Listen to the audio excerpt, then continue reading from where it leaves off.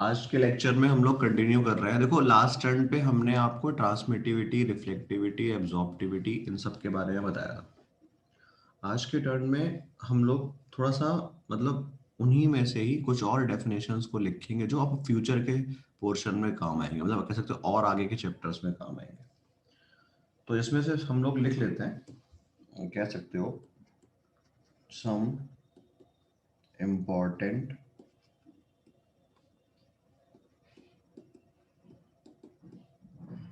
Definition. देखिए, हमारे पास एक डेफिनेशन हमने पहले लिखी हुई है जो हमारे पास थी एब्जॉर्प्टिव पावर के नाम से। तो कहने का मतलब क्या है,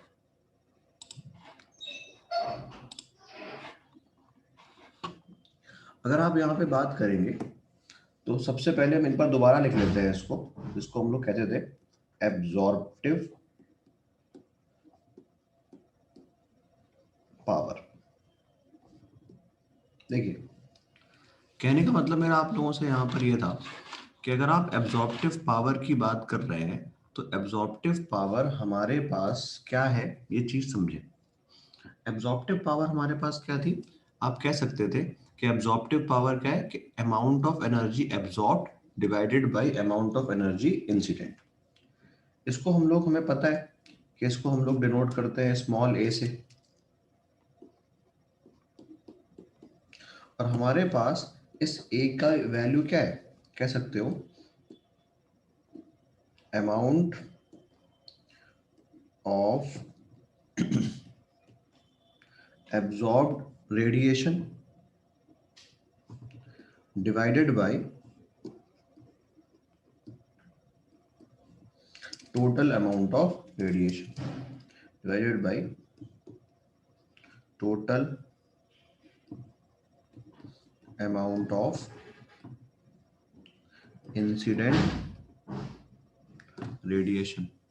इसे हम कहते थे, कह सकते हो कि एब्जॉर्प्टिव पावर। मतलब एब्जॉर्प्टिव पावर में ना हमने सारी वेवलेंथ को जोड़ रखा है। कह सकते हो कि यहाँ पर जो हम बात कर रहे हैं वो है from zero to infinity all lambdas, ठीक है ना। सेम तरीके से divided by from zero to infinity all lambda. मतलब जितनी अलग अलग टाइप की सारी वेवलेंथ आई उनमें से कितना पोर्शन एब्जॉर्ब करा, कितना एमिट कर दिया, ठीक है ना। अब देखो क्या हुआ, हमारे पास कहने का मतलब क्या है कि हमारे पास ये जो एब्जॉर्प्टिव पावर है, ये एब्जॉर्प्टिव पावर कह सकते हो आप कि भाई दो टाइप की बॉडीज होती हैं। अगर हम बात कर रहे हैं आइडियल ब्लैक बॉडी, तो आइडियल ब्लैक बॉडी के लिए हमारे पास इस ए की वैल्यू 1 होती है। और वहीं कोई जनरल बॉडी हो तो मैंने आपको क्या बताया था कि 1 से छोटी, ये कह सकते हो कि 0 से लेके 1 के बीच में। क्या है ये एक डायमेंशनलेस क्वांटिटी है। अच्छा, एक बात और, तुम्हें यहाँ पे समझ में आ रहा होगा कि मेरे पास देखो जनरल बॉडी के लिए ये 1 से छोटा है, और उसके लिए क्या नाम है, आइडियल ब्लैक बॉडी के लिए ये 1 के बराबर है। मतलब आइडियल ब्लैक बॉडी में आप ये कह सकते हो कि जितनी एनर्जी इंसिडेंट हुई सारी की सारी एब्जॉर्ब हो गई, जितनी एनर्जी आई सारी की सारी एब्जॉर्ब हो गई, कोई दिक्कत वाली बात थी नहीं। तो कह सकते हैं कि जनरल बॉडी के लिए ये हमारे पास हर कह सकते हो, sorry, ideal black body, ideal black body भी हम पूरा डिटेल में पढ़ेंगे, पर आपने ये बात थोड़ी बहुत आप जानते हैं कि आइडियल ब्लैक बॉडी कौन होता है, जो अपने ऊपर गिरने वाला सारा रेडिएशन एब्जॉर्ब कर ले। तो सारा एब्जॉर्ब कर लेगा तो वहां पे फिर नेचर ऑफ सरफेस से कोई मतलब नहीं होता। तो हमारे पास एक चीज याद रखनी है कि जब भी तुम्हें कोई आइडियल ब्लैक बॉडी की बात बोली जाए, कोई भी चीज, आगे क्वालिटी और पढ़ेंगे, तो ये हमारे पास इंडिपेंडेंट होती है, independent of nature of surface. और ये हमारे पास जो जनरल बॉडी का होगा, जनरल बॉडी की हर चीज सरफेस पे डिपेंड करेगी। ये क्या है? Dependent on nature of surface. ठीक है भाई। अब देखो एक जरूरी बात, तो एब्जॉर्प्टिव पावर क्या होता है? टोटल एनर्जी जो एब्जॉर्ब हुई डिवाइडेड बाय टोटल एनर्जी जो आई थी। इसी चीज में हम लोग अब जो अगली डेफिनेशन डिफाइन करते हैं, सेकंड वाली, उसे कहा जाता है स्पेक्ट्रल एब्जॉर्प्टिव पावर। देखो, अगर हम बात करें स्पेक्ट्रल एब्जॉर्प्टिव पावर की, तो स्पेक्ट्रल एब्जॉर्प्टिव पावर जो होती है ये स्पेसिफिक है। ऐसा मानो एक सरफेस था, उस सरफेस के ऊपर 100 जूल गिराए गए, उसने 90 एब्जॉर्ब करे, तो 90 डिवाइडेड बाई 100 0.9 उसका एब्जॉर्प्टिव पावर है। ठीक है ना? उसका एब्जॉर्प्टिव पावर है 90 डिवाइडेड बाई 100। लेकिन अगर मैं कहूं कि मैंने रेड कलर लाइट के 10 जूल गिराए थे, उस रेड कलर लाइट के 7 जूल एब्जॉर्ब करे, तो अगर किसी पर्टिकुलर वेवलेंथ के बारे में बात करें तो वो क्या बन जाता है? स्पेक्ट्रल। बात समझ में आई?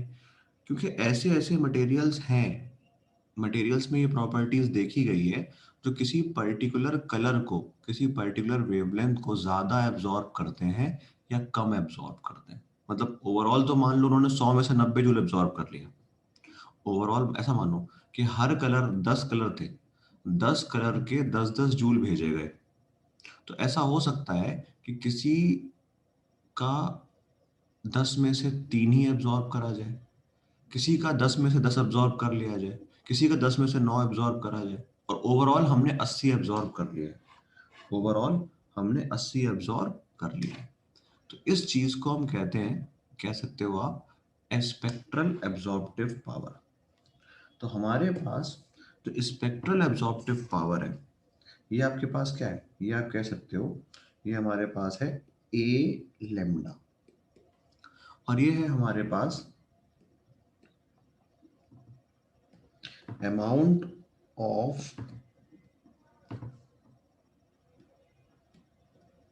absorbed radiation of a particular wavelength of a particular lambda divided by total radiation incident, total radiation incident of that lambda। उसी वेवलेंथ का कितना आया था, उसी वेवलेंथ का कितना एब्सॉर्ब हुआ। ठीक है? तो हमारे पास कह सकते हो फिर से, ये वाली चीज भी, ये वाली चीज भी हमारे पास यूनिट लेस है। ए लेम्डा की वैल्यू, अगर हमारे पास आइडियल ब्लैक बॉडी है तो ए लेम्डा की वैल्यू 1 है। जनरल बॉडी है तो ए लेम्डा 0 से 1 के बीच में है। और अगर हम बात करें फिर से, तो ये हमारे पास क्या है? अगेन ये जो होगा, ये आपके पास इंडिपेंडेंट ऑफ सरफेस होगा, और ये जनरल है, तो जनरल की हर चीज डिपेंडेंट ऑन सरफेस होती है। बोलो भाई, कोई तकलीफ?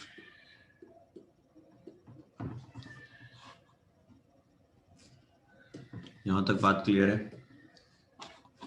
तो हमारे पास इस तरीके से ये सारी चीजें होंगी।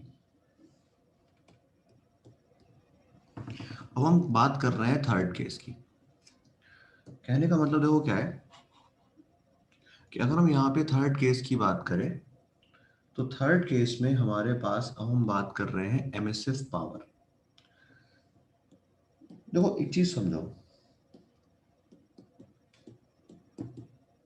इस चैप्टर में क्वांटिटी का नाम और डायमेंशंस मैच नहीं करते, ठीक है ना।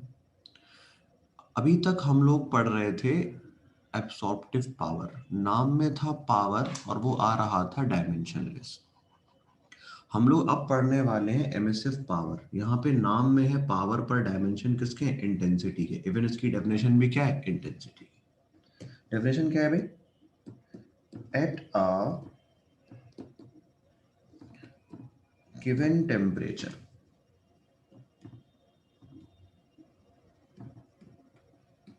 the amount of emitted radiation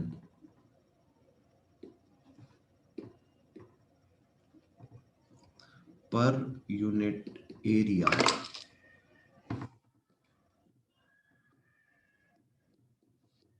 per unit time is defined as emissive power। बात समझ में आई? हमारे पास किसी गिवन टेम्परेचर पर amount of emitted radiation per unit area per unit time is defined as, ठीक है ना, इज डिफाइंड एज, आप कह सकते हो एमिसिव पावर। क्लियर?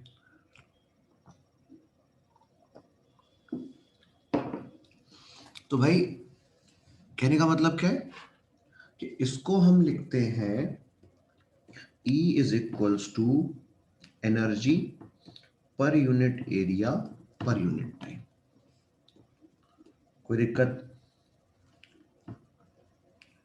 ठीक है भाई। हमारे पास फिर से जो इसकी एसआई यूनिट है, बताओ Q अपॉन टी क्या होता है? वॉट। तो ये हमारे पास क्या है? वॉट पर मीटर स्क्वायर। ये हमारे पास क्या है? वॉट पर मीटर स्क्वायर। कोई दिक्कत? समझ में आई बात? तो हमारे पास कहने का मतलब ये हुआ कि इस जगह पर जो एसआई यूनिट है वो हमारे पास वॉट पर मीटर स्क्वायर में होगी और इस तरीके से लिखी जाएगी। अब एक चीज देखो, कहने का मतलब क्या हुआ कि हमारे पास ये जो ई है ये फिर से आइडियल ब्लैक बॉडी का भी हो सकता है, और यही जो ई है ये जनरल बॉडी का भी हो सकता है। तो एक चीज याद रखनी है बस, देखो एक आइडियल ब्लैक बॉडी, अभी हम डेफिनेशन पढ़ेंगे पर सुन लो। हमारे पास एक आइडियल ब्लैक बॉडी जो होती है, उस आइडियल ब्लैक बॉडी में होता क्या है कि भाई जितना उसने एब्जॉर्ब करा होता है उतना उसको एमिट कर देना होता है। एक आइडियल ब्लैक बॉडी ने सारा का सारा रेडिएशन एब्जॉर्ब करा है, सारा का सारा एमिट कर देती है। जनरल बॉडी क्या है ना कि पूरा एब्जॉर्ब नहीं कर पाती, और पूरा एब्जॉर्ब नहीं कर पाती तो उसको उसी तरीके से एमिट करती है। तो बस एक चीज याद रखनी है कि हमारे पास सिर्फ और सिर्फ आप कह सकते हो कि इस जगह पे जो जनरल बॉडी की चीजें हैं, तो जनरल बॉडी की चीजें हैं ये टेम्परेचर और नेचर ऑफ सरफेस पे डिपेंड करती हैं। कह सकते हो इट डिपेंड्स। कहने का मतलब क्या है? हम अभी आगे चल के पढ़ेंगे कि जो बॉडी है, एक अच्छी ब्लैक बॉडी होने के लिए सरफेस को रफ होना चाहिए, डार्क होना चाहिए, ये होना चाहिए, वो होना चाहिए। तो ये सब क्या है? नेचर ऑफ सरफेस है। लेकिन एक आइडियल ब्लैक बॉडी इन सारी बातों से इंडिपेंडेंट होती है। तो ये हमारे पास independent of nature of surface. मैं भी सारी बातें एक साथ लिखवा दूंगा, ठीक है भाई। अब देखो मैं यहाँ पे मतलब एक रफ अभी आगे फॉर्मूला आएगा तब ये बात ज़्यादा समझ में आएगी। हमारे पास जो एमिसिव पावर है ये प्रोपोर्शनल होता है टी की पावर 4। अगर एक आइडियल ब्लैक बॉडी है तो जो एमिसिव पावर है वो टी की पावर 4 होता है। अब उसके अलावा अगर मेरे पास एक जनरल बॉडी है तो यही चीज ई आर टी की पावर के 4 के प्रोपोर्शनल होता है, जहां पर ये ई आर क्या है, ये आप कह सकते हो ये बताता है नेचर ऑफ सरफेस। होता क्या है ये मैं भी आगे बताऊंगा, ठीक है ना। ई आर यहाँ पे क्या है, ई आर हमें बताता है नेचर ऑफ सरफेस। क्या होता है ये, relative emissive power, relative emissivity होती है, मैं भी आगे लिखवाऊंगा, ठीक है भाई। तो ये डेफिनेशन सब लोगों को समझ में आई, energy per unit area per unit time, कोई दिक्कत। अब देखो स्पेक्ट एमिसिव पावर जो है, इसका काम है पूरी की पूरी एनर्जी के बारे में बताना कि कितना एनर्जी आया था और कैसे कैसे वो पूरा एमिट हुआ। लेकिन फिर से अगर हम किसी पर्टिकुलर वेवलेंथ की बात करें, अगर हम किसी पर्टिकुलर वेवलेंथ, जैसे हम बात करते हैं इसी जगह पे स्पेक्ट्रल एमिसिव पावर। देखो हमारे पास अगर हम बात करें स्पेक्ट्रल एमिसिव पावर, तो भाई बात क्या हो रही है, हमारे पास जो स्पेक्ट्रल एमिसिव पावर है, इसमें क्या होता है, किसी गिवन टेम्परेचर पर, आप कहेंगे किसी गिवन टेम्परेचर पर किसी पर्टिकुलर वेवलेंथ का, बस समझो जब हम नाम के आगे स्पेक्ट्रल लगा दें, तो नाम के आगे स्पेक्ट्रल लगाने पे क्या चीज वहां पर और आने लगेगी, ये समझ में आना चाहिए। अगर पूरी एनर्जी निकलने की बात हो रही हो तो एब्जॉर्प्टिव या एमिसिव, अगर किसी पर्टिकुलर वेवलेंथ की बात कर रहा हो तो नाम के आगे क्या लगा होगा, स्पेक्ट्रल। तो ये हमारे पास क्या है, eight a given temperature,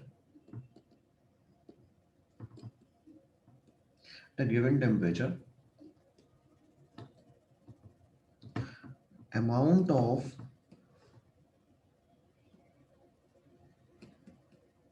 emitted radiation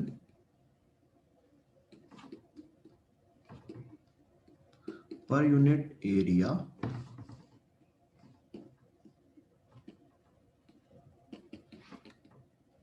per unit time of a particular lambda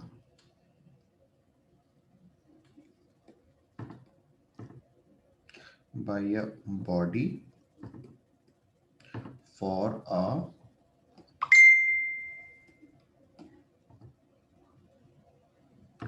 particular lambda, ठीक है ना, फॉर अ पर्टिकुलर लैम्डा।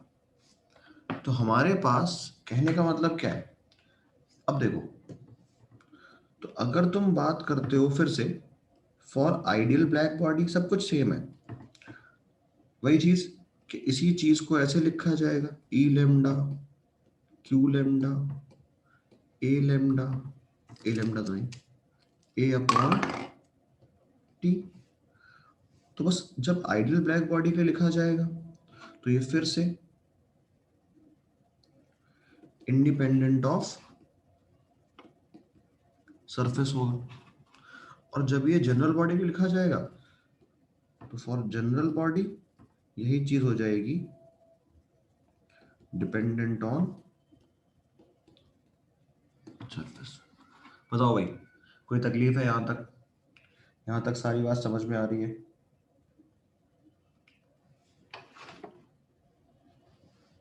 हाँ जी,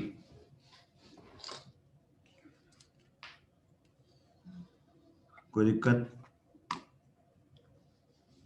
चलिए अब देखो हमारे पास एक टर्म और है, एक डेफिनेशन और है,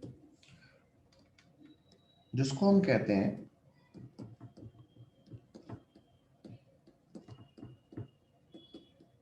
एमिसिविटी या रिलेटिव एमिसिविटी। अब अक्सर इसको डिनोट करा जाता है, आप कह सकते हो कि एप्सिलॉन या एप्सिलॉन आर से, ठीक है ना। इसको हम नॉर्मल कंडीशन में डिनोट करते हैं एप्सिलॉन से या ई आर से। ये हमारे पास क्या है, ये हमारे पास है, देखो ये हमारे पास है eight a given temperature, eight a given, एक चीज समझो, पहले समझ लीजिए डेफिनेशन से पहले।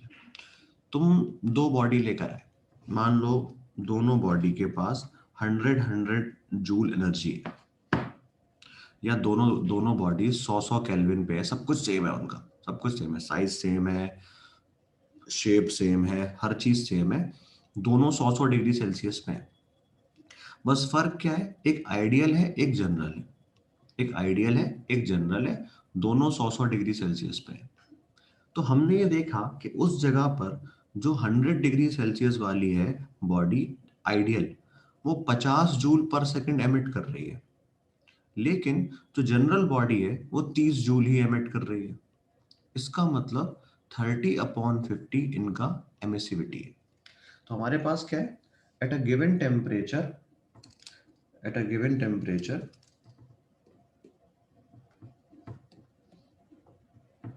Ratio of emissive power of a general body with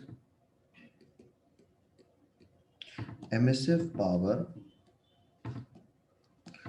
of an ideal black body, इसे हम कहते हैं ideal black body at identical conditions. मतलब जो मैं तुमसे बोल रहा था ना कि हमारे पास बॉडी का शेप साइज सेम होना चाहिए, आइडेंटिकल कंडीशन। कहने का मतलब क्या हुआ कि आपने क्या किया, आप दो बॉडीज लेकर आए, ठीक है ना, ये जनरल बॉडी है, ये आइडियल ब्लैक बॉडी है, दोनों का टेम्परेचर टी है, दोनों का टेम्परेचर टी है। तो इन्होंने अपने से जो रेडिएशन निकाला, इन्होंने अपने से जो रेडिएशन निकाला वो मान लो ई ऑफ जनरल बॉडी था। इन्होंने अपने से जो रेडिएशन निकाला वो हमारे पास E of ideal black body था। तो इन दोनों के रेशियो को E R is equals to E of general body divided by E of ideal black body.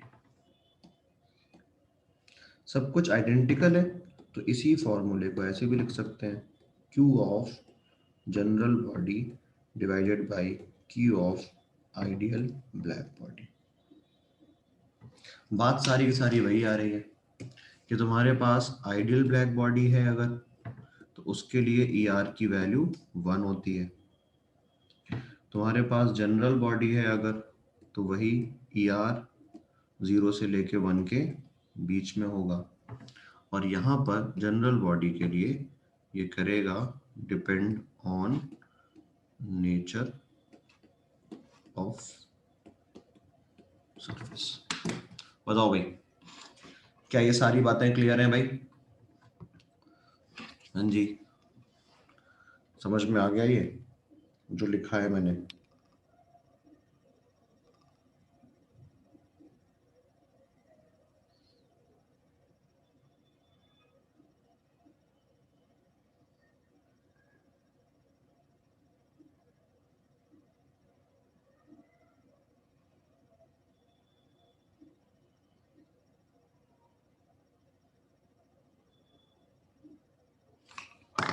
ठीक है ना? चलिए, तो अब देखो ये इन बेसिक 3-4 डेफिनेशंस को हम इस चैप्टर में इस्तेमाल करेंगे। मतलब मेनली जो अब लिखी है, ट्रांसमिटिव रिफ्लेक्टिविटी जितना पढ़ा था उतना ही सफिशिएंट था, ठीक है ना। अब हम यहाँ पर बात कर रहे हैं एक आइडियल ब्लैक बॉडी की। अब हम यहाँ पे बात कर रहे हैं एक आइडियल ब्लैक बॉडी की।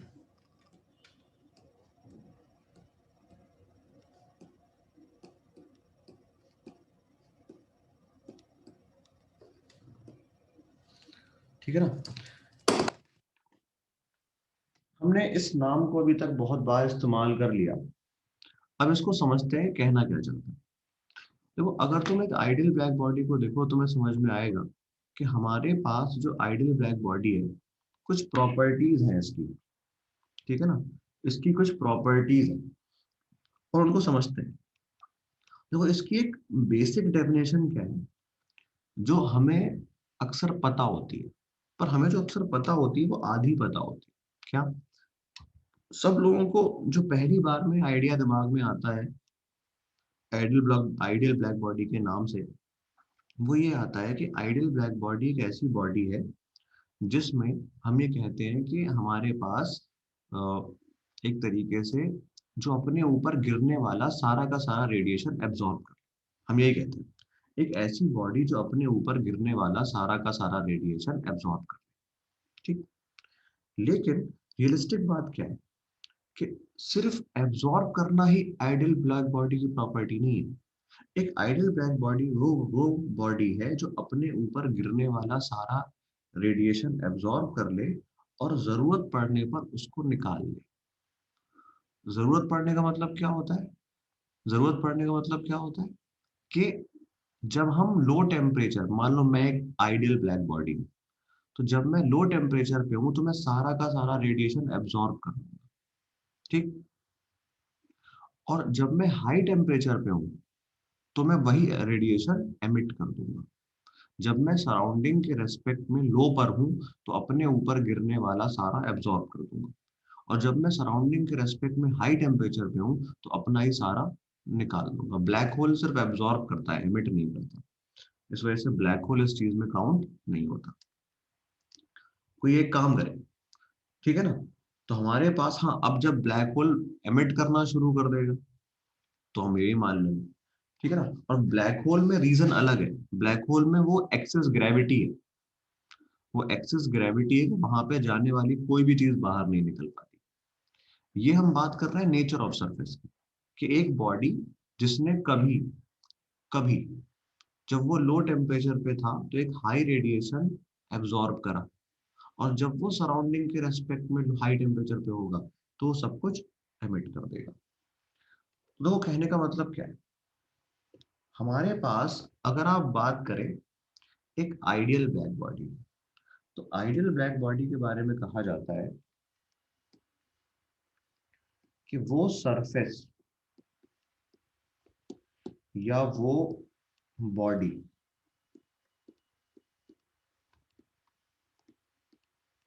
which absorb all incident radiation,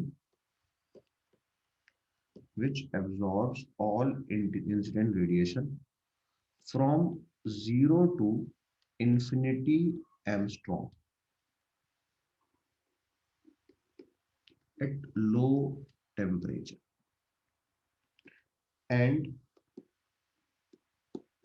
emit all radiation emit all radiation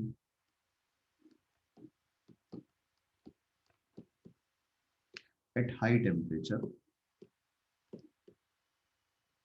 is called as ideal black body. उसको हम लोग आइडियल ब्लैक बॉडी कहते हैं। तो कहने का मतलब क्या है? अगर आप बात करेंगे इसकी, तो हमारे पास, अगर आप कंक्लूड करके लिखें, तो हमारे पास आइडियल ब्लैक बॉडी के लिए हमने सारा कुछ पढ़ा हुआ है। हमने ए पढ़ा हुआ है, क्या होता है? वन। हमने ए लेमडा पढ़ा हुआ है, क्या होता है? वन। हमने ई आर पढ़ा हुआ है, क्या होता है? वन। और अगर हम यहाँ पे कह सकते हो ये सारी चीजें क्या होती हैं? वन। और साथ ही साथ इसका रिफ्लेक्टिविटी और ट्रांसमिटिविटी क्या होता है? जीरो। एक आइडियल ब्लैक बॉडी में ये चार पांच चीजें होती हैं। ठीक है भाई। हमें ये बात पता है कि आइडियल ब्लैक बॉडी की कोई भी प्रॉपर्टी सरफेस पे डिपेंड नहीं करती। सरफेस पे नहीं डिपेंड, तो किस पे डिपेंड करती है? टेम्परेचर पर। तो आप कह सकते हो कि हमारे पास emissive power of ideal black body depend only on temperature. सिर्फ और सिर्फ टेम्परेचर पर डिपेंड करती है। और सबसे इंपॉर्टेंट बात, an ideal black body need not to be black. इसके नाम पर नहीं जाना है, इसके नाम पे काला लिखा हुआ है तो हर काली चीज ब्लैक बॉडी होगी। ठीक है ना। हमारे पास कहा जाता है an ideal black body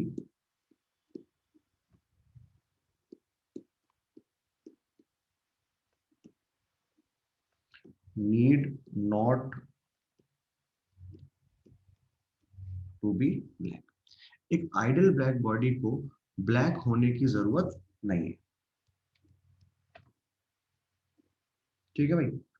और दूसरी बात, कहने का मतलब क्या है, हम ये कह रहे हैं कि एक आइडियल ब्लैक बॉडी अपने ऊपर गिरने वाला 0 से इंफिनिटी तक का सारा रेडिएशन एब्जॉर्ब कर लेता है और वही एमिट करता है। तो ये बताओ, जब उसने अपने ऊपर गिरने वाला सारा का सारा रेडिएशन एब्जॉर्ब करा फ्रॉम 0 टू इंफिनिटी लेमडा, और वो उसी पूरे को एमिट कर देगा, वो उसी पूरे को एमिट कर देगा, तो ये बताइए, क्या हम ऐसा कह सकते हैं कि हमारे पास इस जगह पर जब वो 0 से इंफिनिटी तक का सारा एब्जॉर्ब करता है और उसी को एमिट करेगा, इसका मतलब जब उसने अपना स्पेक्ट्रम बनाया, अपना एमिशन स्पेक्ट्रम करा, तो सारी की सारी वेवलेंथ उसके अंदर प्रेजेंट थी, और जब उसके अंदर सारी की सारी वेवलेंथ प्रेजेंट थी तो उसके स्पेक्ट्रम को हम क्या बोल सकते हैं, उसके स्पेक्ट्रम को हम बोल सकते हैं कि वो एक कंटिन्यूअस स्पेक्ट्रम है, ठीक है ना। तो हम क्या बोलते हैं कि हमारे पास spectrum of ideal black body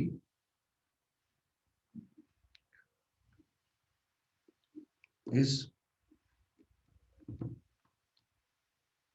continuous and it is called as full और वाइट स्पेक्ट्रम, ठीक है ना। उसको हम लोग कंटिन्यूअस होता है क्योंकि सारी की सारी वेवलेंथ प्रेजेंट है, और इस वजह से उसको हम लोग कहते हैं फुल और कंटिन्यूअस स्पेक्ट्रम। अब देखो, नॉर्मली अगर आप देखें तो हमारे पास ऐसे मटेरियल्स का थोड़ा होना कम पॉसिबल है जो सारा का सारा रेडिएशन कह सकते हो एब्जॉर्ब कर लेता हो। कुछ ही मटेरियल्स हैं, कहने का मतलब क्या है, नो डाउट जो चीज हमें ब्लैक दिखाई दे रही है वो अपने ऊपर गिरने वाला मैक्सिमम रेडिएशन एब्जॉर्ब कर लेती है, लेकिन फिर भी कुछ ना कुछ पोर्शन वहां से रिफ्लेक्ट होके आता ही है, रिफ्लेक्ट नहीं मतलब बचकर आ जाता है, रिफ्लेक्ट भी कह ही सकते हैं रिफ्लेक्टिविटी की वजह से। तो हमारे पास बहुत सारे मटेरियल्स हैं, मतलब जो हमें ब्लैक दिखाई देते हैं। तो जो जितना ज्यादा काला तुम्हें दिखाई दे, मतलब डार्क में भी तुम्हें पता है कि डार्क में भी बहुत सारे कलर्स आते हैं, मतलब ब्लैक में भी बहुत सारे शेड्स होते हैं, कम ब्लैक, ज्यादा ब्लैक। तो जो जितनी ज्यादा ब्लैक बॉडी तुम्हें दिखाई देती है कलर में, वो उतना ज्यादा उसकी एब्जॉर्प्टिविटी है। तो हमारे पास दो मटेरियल है नेचर में, 100% तो पॉसिबल नहीं है। देखो, कहने का मतलब क्या है कि 100% एब्जॉर्प्शन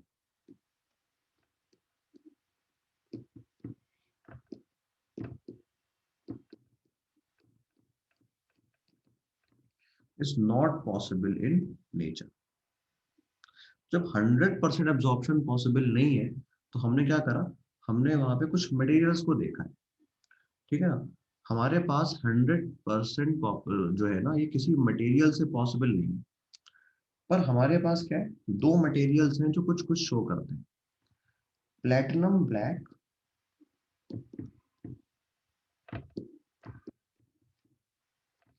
इसके पास लगभग 98% एब्जॉर्प्शन,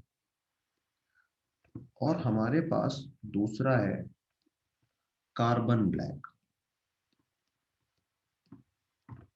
इसके पास लगभग 96% एब्जॉर्प्शन है। ये हमारे पास दो ऐसे मटेरियल हैं जो कुछ कुछ ब्लैक बॉडी की तरह बिहेवियर शो करते हैं, ठीक है ना, जो कुछ कुछ ब्लैक बॉडी की तरह बिहेवियर शो करते हैं, ठीक है भाई। तो इसे कहा जाता है, हमारे पास आप कह सकते हो आइडियल ब्लैक बॉडीज। तो देखो क्या हुआ कि हमने एक प्रैक्टिकल ब्लैक बॉडी बनाई, हमारे पास एक practical black body,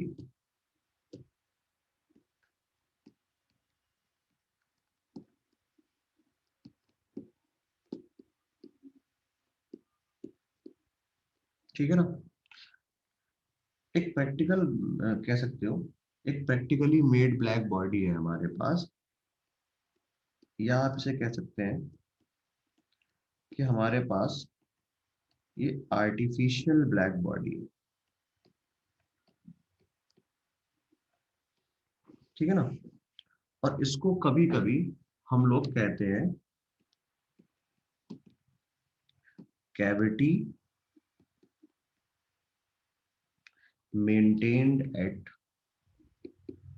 constant temperature. एक कैविटी जिसको हमने कांस्टेंट टेम्परेचर पर मेंटेन रखा है। देखो भाई,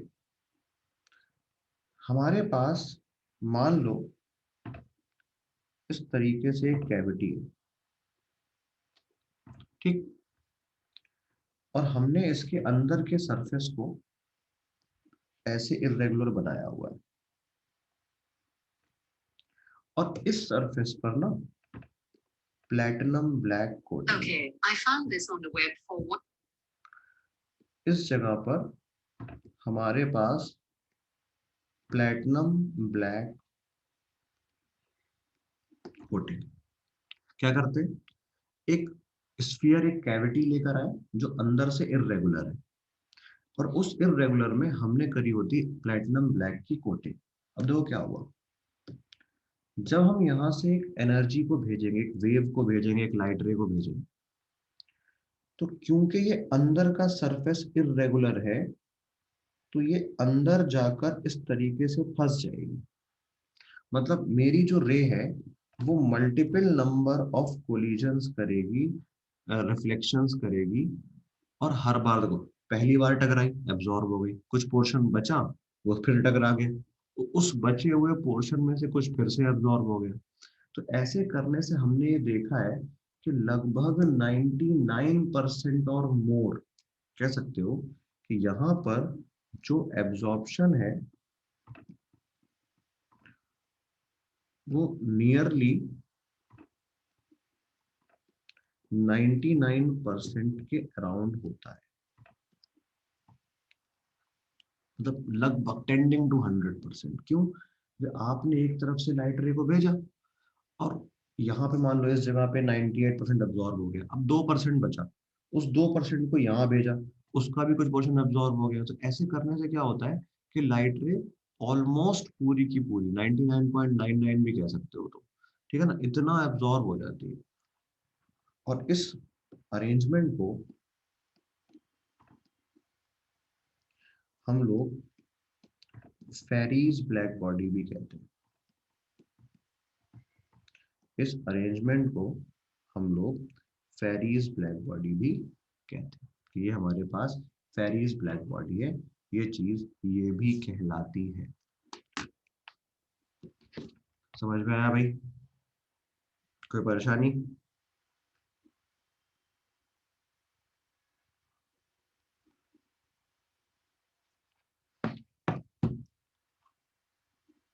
ठीक है ना। अब देखो भाई, हमने अब ये जो सारा कुछ पढ़ा है ना हमने अभी तक, इस सारे कुछ पढ़े में हमने सिर्फ वो डेफिनेशंस पढ़ी हैं जो इस्तेमाल होती है, जो काम आती है थर्मल रेडिएशन। अब हम लोग इसके आगे कंटिन्यू करने वाले हैं उन बेसिक लॉज को जिनके बेसिस पर थर्मल रेडिएशन गवर्नड है, उनके बेसिस पर थर्मल रेडिएशन हमारा पूरा का पूरा गवर्नड है। देखो भाई, कहने का मतलब क्या है, हमारे पास उन बेसिक लॉज में कह सकते हो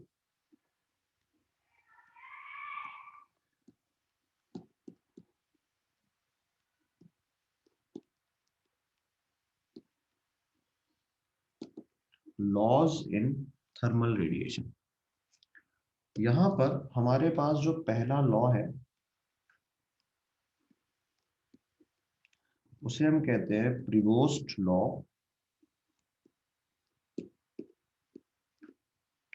ऑफ हीट एक्सचेंज। ठीक है ना, इसे हम कहते हैं प्रिवोस्ट लॉ ऑफ हीट एक्सचेंज। देखो भाई, ये जो प्रिवोस्ट लॉ ऑफ हीट एक्सचेंज है, बस इसमें कंडीशन मैं ऊपर ही लिखवा दे रहा हूं, बाद में एक्सप्लेन करूंगा। Accept eight 0 kelvin. देखो भाई, ये तुम्हारे पास जो पहला लॉ है, ये वही वाली बात है जो मैं शुरू से इस चैप्टर में कह रहा हूं। क्या? कि हर बॉडी कुछ ना कुछ थर्मल रेडिएशन एमिट करती है। हर बॉडी कुछ ना कुछ थर्मल रेडिएशन एमिट करती है। इन्होंने सिर्फ हमें ये बताया कि अकॉर्डिंग टू दिस लॉ, ठीक है ना, emission and absorption of radiation is a continuous process। हमारे पास कह सकते हो कि emission and absorption of radiation एक कंटिन्यूअस प्रोसेस है। और यहां पर every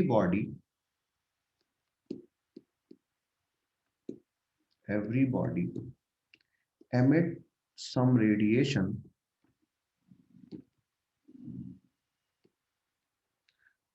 and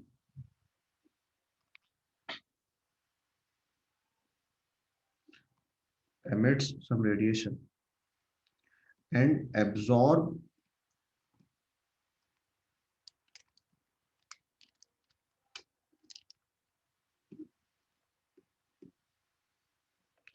some radiation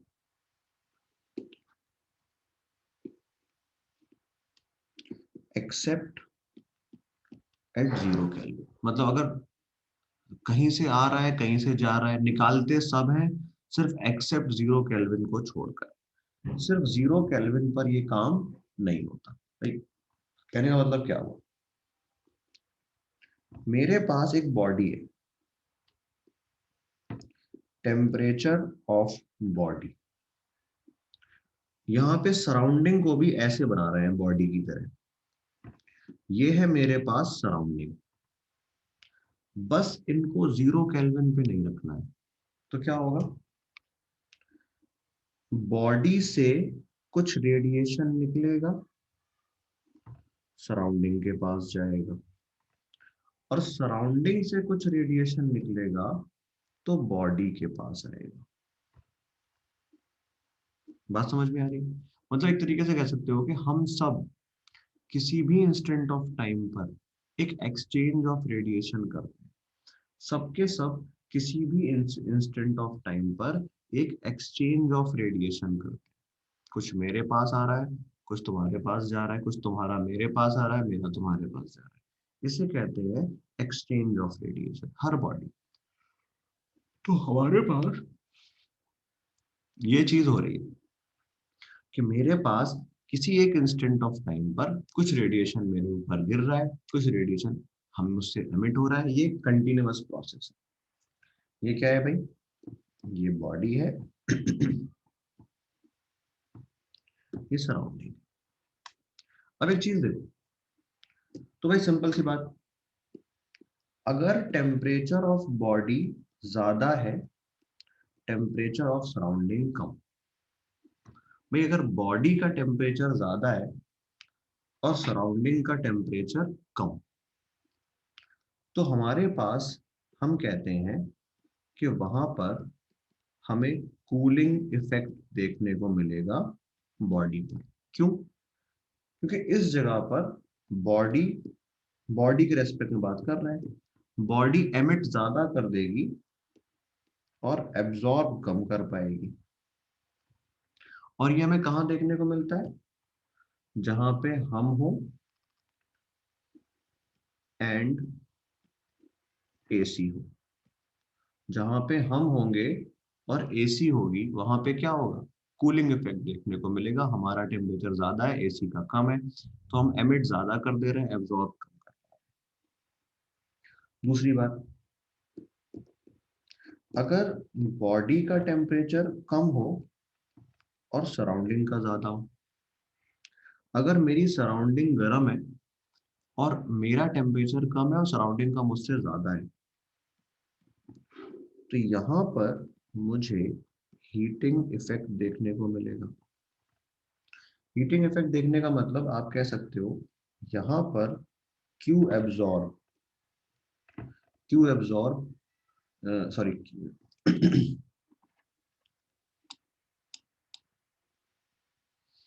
ठीक है, बॉडी जो है, बॉडी एमिट जो है, ये बॉडी के रेस्पेक्ट में लिख रहे हैं हम, बॉडी एमिट कम करेगी, एब्जॉर्ब ज्यादा कर देगी। ये हमें कहाँ मिलेगा भाई? ये हमें देखने को मिलेगा जहां पे मान लो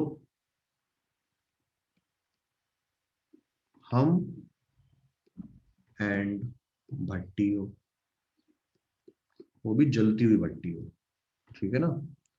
अगर तुम्हें एक गर्मा गर्म भट्टी में बिठा दिया जाए, तो अगर तुम्हें गर्मा गर्म भट्टी में बिठा दिया जाए तो भट्टी इज योर सराउंडिंग, उसका टेम्परेचर ज्यादा, तुम्हारा टेम्परेचर कम, ठीक है ना।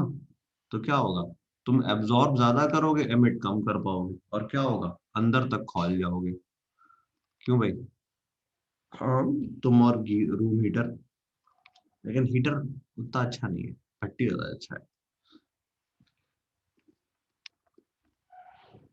थर्ड केस, जहां पर बॉडी और सराउंडिंग का टेम्परेचर सेम हो, जैसे कि यहाँ पे क्या होगा, क्यू एमिट और क्यू एब्जॉर्ब सेम हो जाएगा, और इस जगह पे टेम्परेचर ऑफ बॉडी रहेगा कांस्टेंट, या कह सकते हो no effect.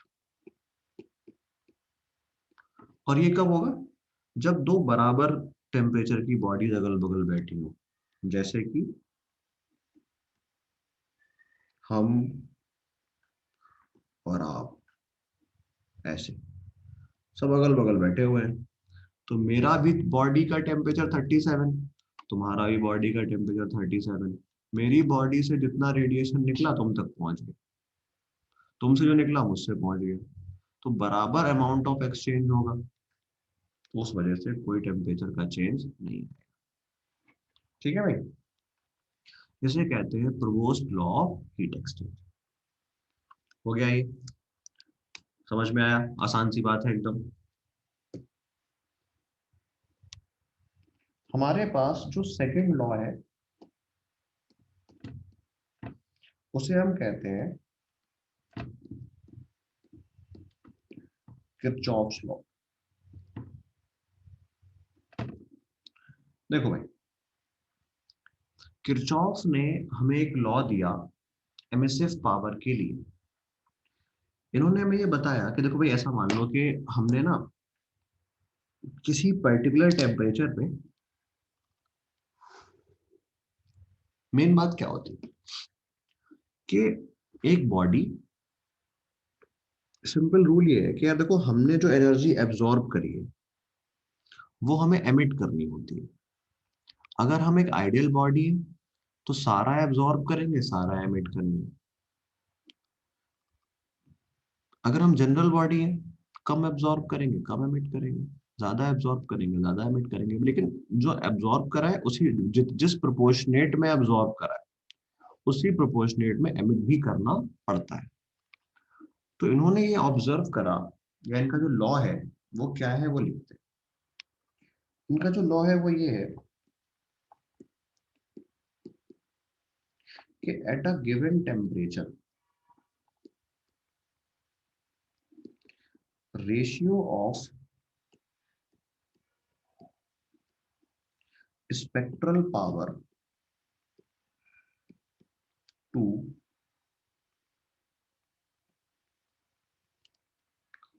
Ratio of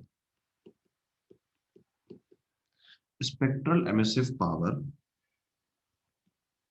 to the spectral absorptive power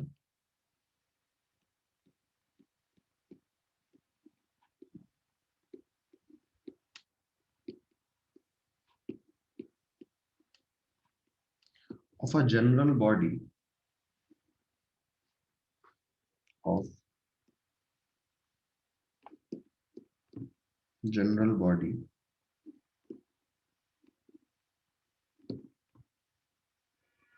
remain constant and या जनरल बॉडीज में बॉडीज कर लो, सारी की सारी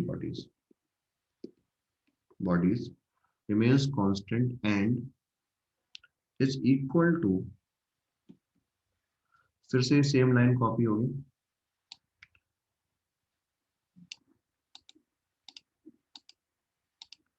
and is equal to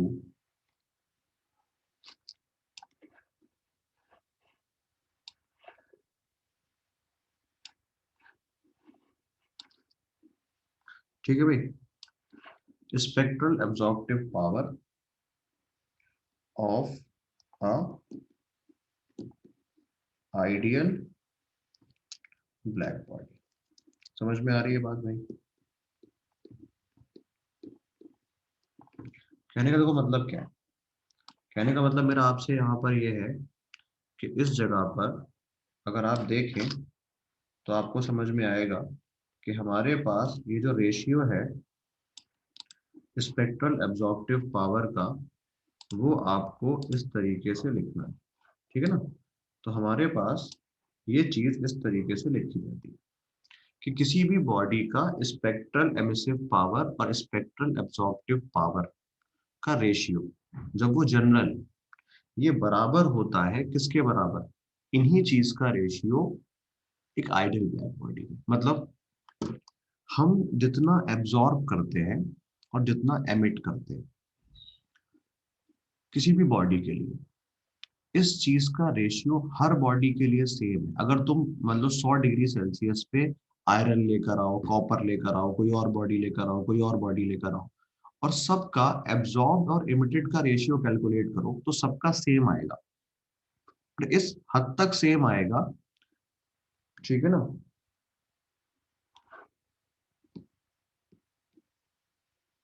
और इस हद तक सेम आएगा कि वो रेशियो आइडियल वाले के बराबर होगा, और वो इस हद तक सेम आएगा कि वो रेशियो आइडियल वाले के बराबर होगा। ये चीज है मेरी। तो आपको ये चीज समझनी है कि हमारे पास, अगर हम क्या कहना चाह रहे हैं कि मेरे पास, कह सकते हो कि E lambda upon A lambda कोई जनरल बॉडी है 1, ये ई लेमडा अपॉन ए लेमडा कोई जनरल बॉडी है 2, ये कह सकते हो ई लेमडा अपॉन ए लेमडा कोई जनरल बॉडी है 3, और ये बराबर है ई लेमडा अपॉन ए लेमडा एक आइडियल ब्लैक बॉडी, और इस वजह से ये हो जाएगा constant at a particular temperature. बात समझ में आई? कहने का मतलब क्या हुआ कि अगर आप यहाँ पे ध्यान दें तो आपको समझ में आएगा कि किरचॉफ ने ये बताया कि एक बॉडी किसी पर्टिकुलर वेवलेंथ का जितना रेडिएशन अब्सॉर्ब करती है, उसी रेडिएशन का, उसी पर्टिकुलर वेवलेंथ का उसको उसी प्रोपोर्शनेट में एमिट करती है। अगर हम लाल को एब्सॉर्ब करेंगे तो लाल को एमिट करेंगे। हम जिस पर्टिकुलर वेवलेंथ के स्पेक्ट्रल को एब्सॉर्ब कर रहे हैं उसी के स्पेक्ट्रल को एमिट कर रहे हैं। अगर मेरी बॉडी ग्रीन कलर लाइट का एक अच्छा एब्जॉर्बर है तो मेरी बॉडी एक ग्रीन कलर लाइट का अच्छा एमिटर भी होगी। क्या ये बात समझ में आ रही है? भाई हमने क्या देखा कि हमने ये देखा कि मेरे पास अल्टीमेटली बात ये आई कि भाई E lambda upon A lambda of a general body is equals to E lambda upon A lambda of ideal black body. और तुम्हें पता है कि आइडियल ब्लैक बॉडी के लिए ए लेमडा क्या होता है? 1। और ये जो है ना, ये एक तरीके से मैक्सिमम है, जो गिरा वो एब्जॉर्ब कर लिया। तो अल्टीमेटली समझ में आई बात कि E lambda of general body is proportional to A lambda of general body. खुद देखो, यहाँ से क्या समझ में आ रहा है कि हम जितना ज्यादा एब्जॉर्ब करेंगे उतना ज्यादा एमिट करेंगे। तो किरचॉफ का देखो एक्चुअल स्टेटमेंट तो यही है, किरचॉफ का एक्चुअल स्टेटमेंट तो यही है। लेकिन फाइनली हमें क्या समझ में आया कि किरचॉफ कहना ये चाह रहे थे कि देखो भाई, अगर तुमने एक बॉडी अगर रेड कलर लाइट को एब्जॉर्ब करती है तो रेड को एमिट करती है, दूसरी बॉडी अगर रेड कलर लाइट को एब्जॉर्ब करती है तो रेड को एमिट करती है। तो इन दोनों का एब्जॉर्ब एमिटेड और एब्जॉर्ब का रेशियो सेम होता है। और ये जो दो जनरल बॉडीज का तुमने एमिटेड और एब्जॉर्ब का रेशियो निकाला है, ये बराबर है एक आइडियल ब्लैक बॉडी के। पर आपको पता है कि आइडियल ब्लैक बॉडी की हर चीज तो मैक्सिमम होती है यूनिफॉर्म कांस्टेंट। तो हमें अल्टीमेटली समझ में आया कि मेरे पास ई लेमडा और ए लेमडा एक दूसरे के प्रोपोर्शनल आ जाएंगे। तो इसका मतलब क्या हुआ, हमने एक बात बोली थी कि कोई भी बॉडी एब्जॉर्प्शन कब करती है, जब वो लो टेम्परेचर पर होती है, और एमिशन कब करती है, जब वो हाई टेम्परेचर पर होती है। तो हमारे पास किरचॉफ की जो पूरे स्टेटमेंट है, इसके रिजल्ट हमारे सामने आए। ये कह सकते हो सिंप्लीफाइड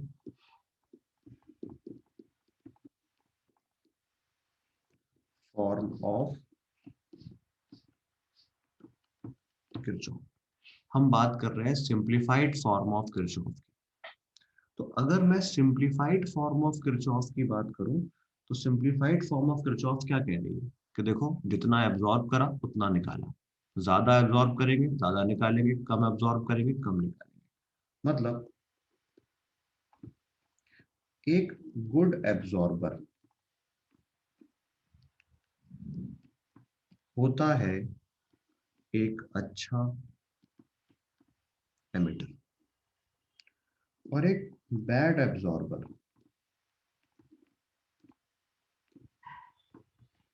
होता है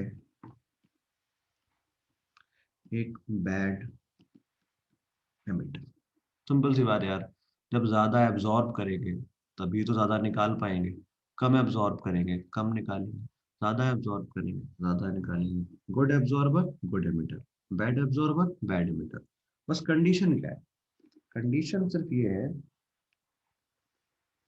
कि हमारे पास जो एक अच्छा एब्जॉर्बर है, गुड एब्जॉर्बर का मतलब होता है एब्जॉर्बेशन का काम सारा का सारा लो टेम्परेचर पर करा जाता है, और एमिटर होने का काम सारा का सारा हाई टेम्परेचर पे करा जाता है।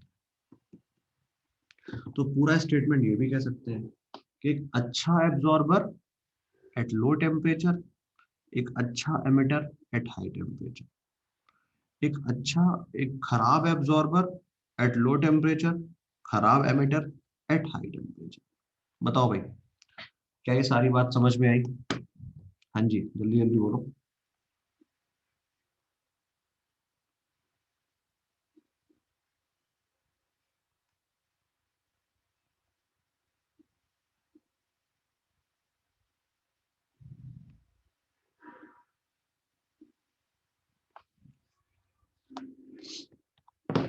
चलिए, अब देखो भाई, इसका मतलब क्या है कि अब हम ना रियल बॉडीज की बात कर रहे हैं जो एब्जॉर्ब करेंगे और एमिट करेंगे, जिनका काम क्या है, एब्जॉर्ब करना और एमिट करना।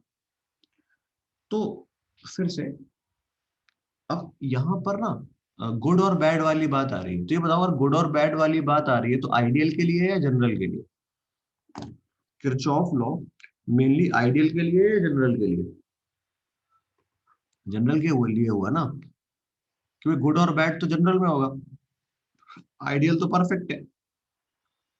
आइडियल तो परफेक्ट है, सारा का सारा एब्जॉर्ब कर लेता है। तो अब बात हो रही है गुड और बैड वाली। तो हमारे पास अगर हम डिसाइड करते हैं nature of surface,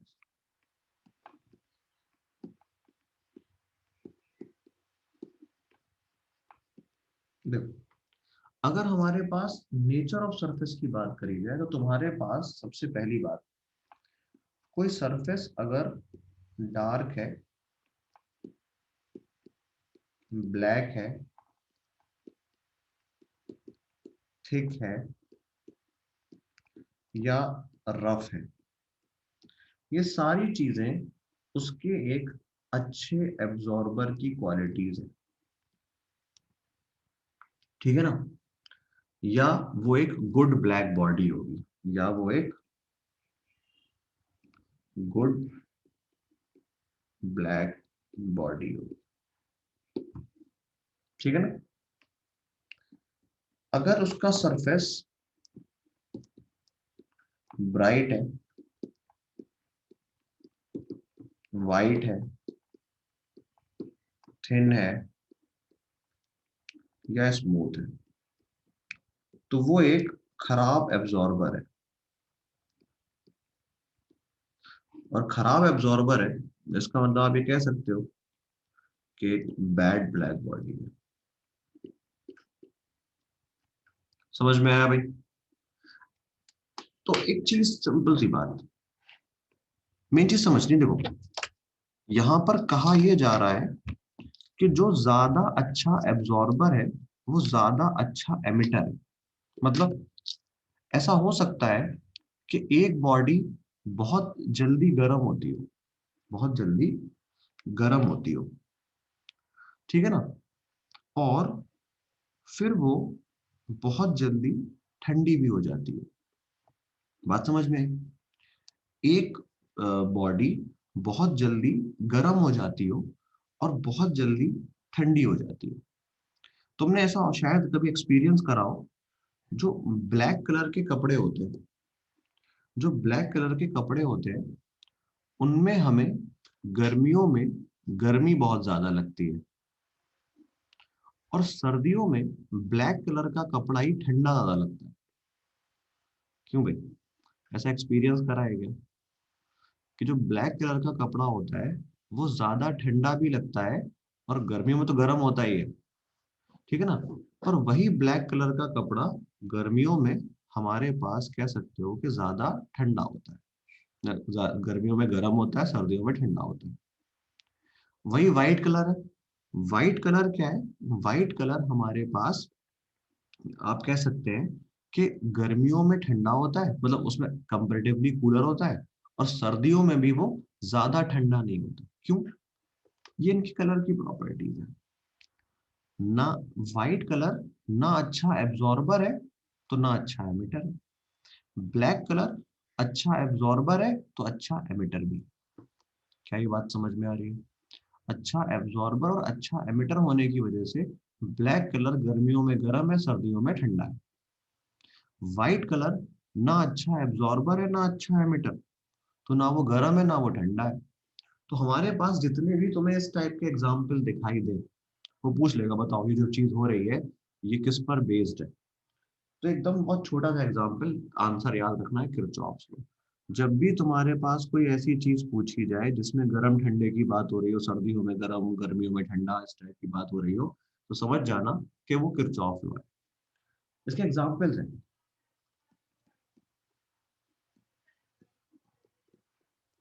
desert, hot in day time, cool in night. जो डेजर्ट है वो हमारे पास दिन के टाइम पर गर्म होती है, कूल इन नाइट होती है। किस पर बेस्ड है? किरचॉफ्स लॉ पर। तुमने अक्सर सुना होगा कि जो मड हाउस होते हैं, मड हाउस हमारे पास are cool in summer and warm in winter. क्यों भाई? तुमने मिट्टी का घर देखा है कभी, या तुम सब अंग्रेज हो? ठीक है ना। ब्लैक क्लोथ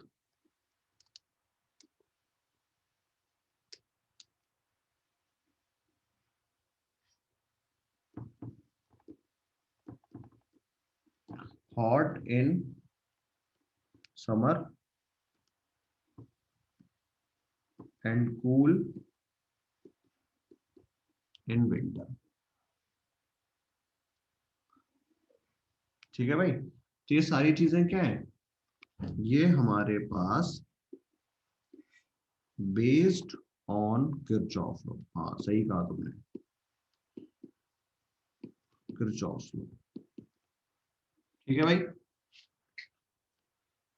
चलिए, कोई परेशानी?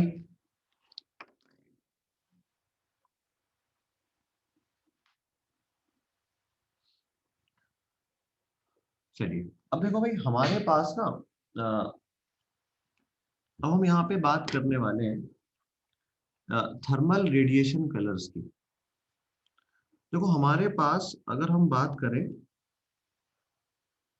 थर्मल कलर्स, तो हमारे पास थर्मल कलर्स क्या होते हैं, अ, हमारे पास कह सकते हो कि हमने ये ऑब्जर्व करा है कि कुछ कुछ कलर, कुछ कुछ बॉडीज किसी पर्टिकुलर वेवलेंथ के ज्यादा अच्छे एब्जॉर्बर हैं और कुछ कुछ नहीं।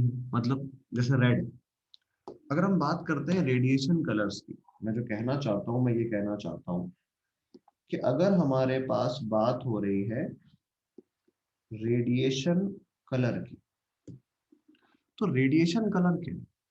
देखो रेडिएशन कलर जो है, कहने का मतलब ये हुआ कि हमने ये देखा कि जो किरचॉफ्स लॉ है वो स्पेक्ट्रल चीजों पर बेस्ड है। स्पेक्ट्रल चीजों पर हम किसी पर्टिकुलर वेवलेंथ को एब्जॉर्ब करते हैं और उसी पर्टिकुलर वेवलेंथ को एमिट करते हैं। एक वेवलेंथ को एमिट करा, एब्जॉर्ब करा और उसी पर्टिकुलर वेव स्पेक्ट्रल था, ऊपर ई लैम्डा अपॉन ए लैम्डा था, स्पेक्ट्रल एमिसिव स्पेक्ट्रल एब्जॉर्ब। तो हमने ये देखा है कि हमारे पास कुछ मटेरियल्स हैं जो किसी पर्टिकुलर वेवलेंथ के अच्छे एब्जॉर्बर हैं और अच्छे एमिटर। कहने का तो मतलब क्या है, कहने का मतलब मेरा आपसे यहाँ पर ये है कि आप यहाँ पे ऑब्जर्व करेंगे कि हमारे पास, जैसे कि कलर्स की बात करूं, तो रेड हमारे पास एक अच्छा एब्जॉर्बर है, कह सकते हो ग्रीन का। हमारे पास रेड और ग्रीन एक दूसरे में, मतलब red is absorber of green and green is absorber of red. अगर कोई ग्रीन कलर की बॉडी है तो वो रेड को ज्यादा एब्जॉर्ब करती है, रेड कलर की बॉडी है तो वो ग्रीन को ज्यादा एब्जॉर्ब करती है। कहने का मतलब क्या हुआ, यहाँ पर red is good absorber of green and green is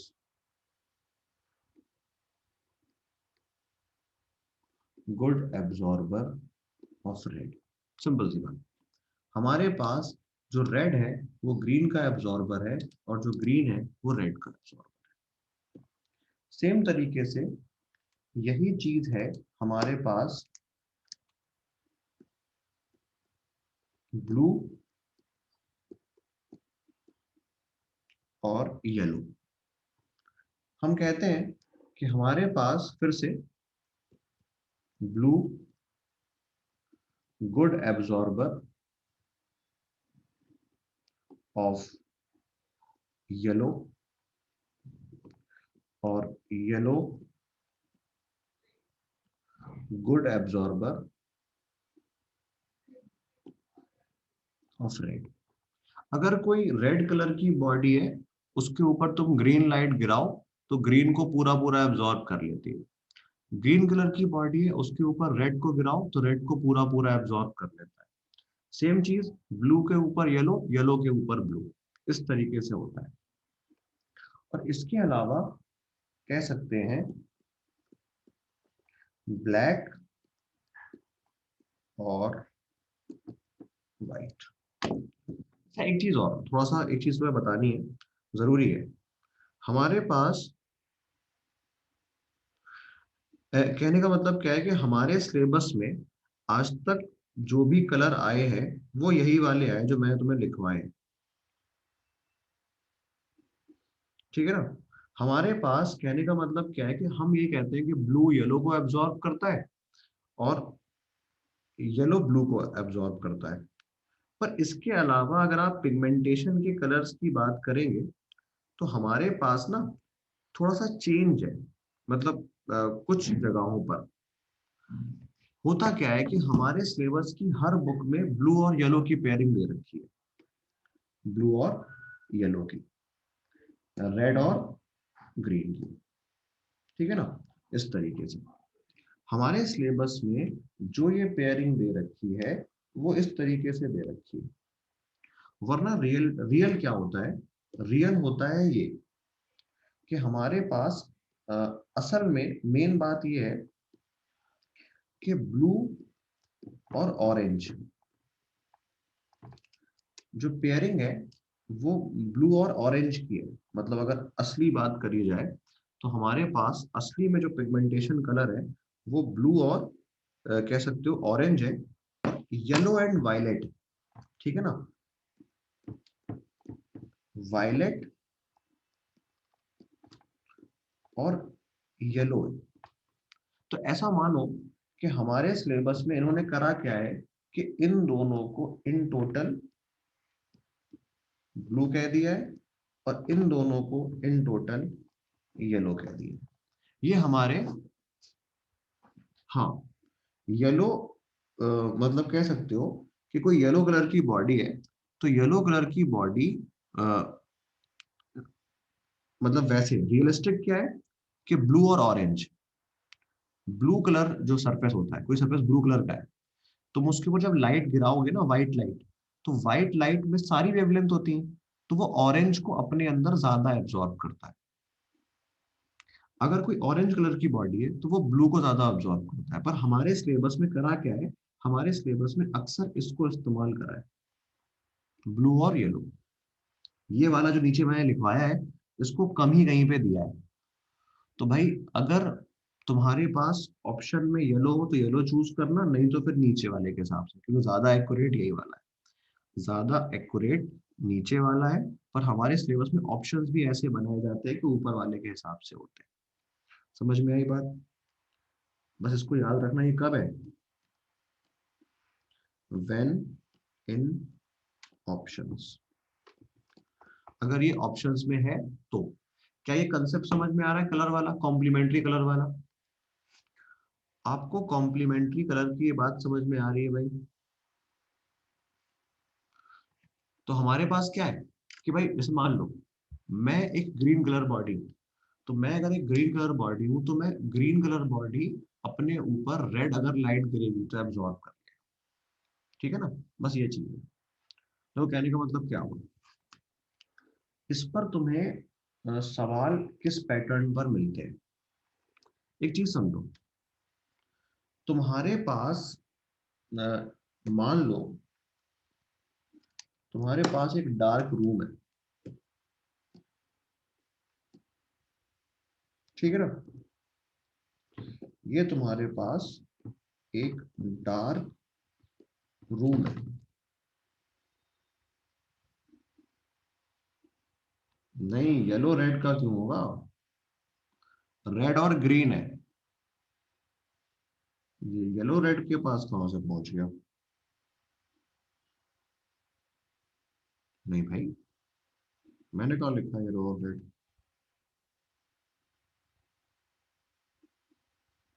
oh sorry,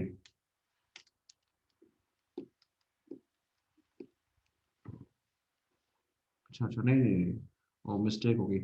blue good का ऐसा कैसा, इन दोनों की पेयरिंग है, इन दोनों की पेयरिंग है, इसकी इसकी इसकी इसकी, जो पेयर में है उन्हीं के बारे में है, वो मिस्टेक से हो गई। ठीक है ना। जो पेयर में है वही है आपस में। अब एक चीज देखो, हमारे पास एक डार्क रूम है, तुम डार्क रूम के अंदर, तुम्हारे पास सवाल कैसे आएगा कि मान लो डार्क रूम के अंदर तुम्हारे पास एक तुम पौधा लेकर आए, ग्रीन प्लांट। सवाल आता है कि if plant is observed with red light, it will appear red, green, black. बताओ भाई, तुम्हारे पास एक ग्रीन कलर का पौधा है, उस ग्रीन कलर के पौधे को तुमने रेड लाइट से देखना चाहा, कैसा दिखाई देगा? अंधेरा है वहां पे।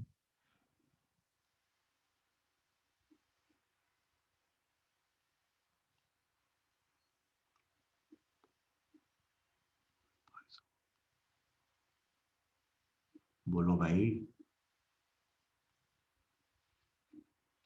कैसा दिखाई देगा? एक भी इंसान सही आंसर नहीं दे रहा है।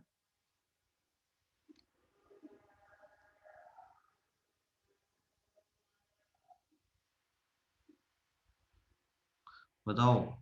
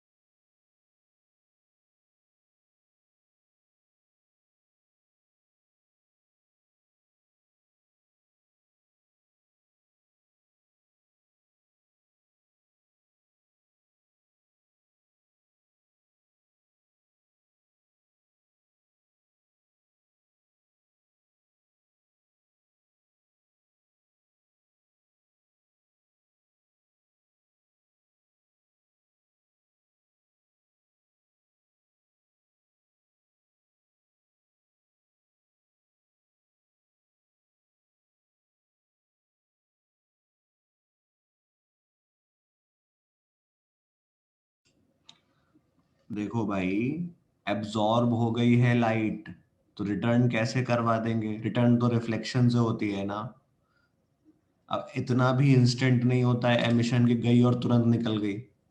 ठीक है ना, तब तो वो रिफ्लेक्शन हो जाएगा ना, फिर एब्जॉर्प्शन ही कहाँ हुआ?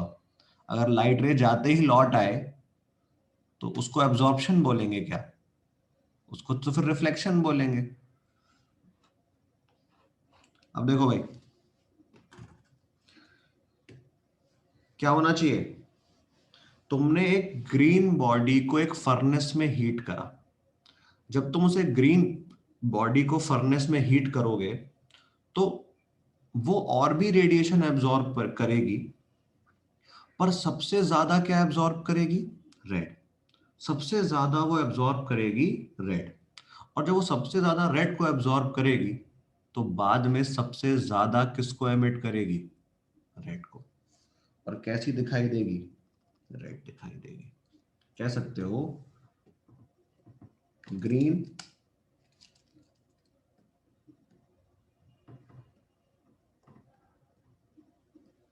absorbs red and then emits red। ठीक है भाई, समझ में आ गया सब लोगों को?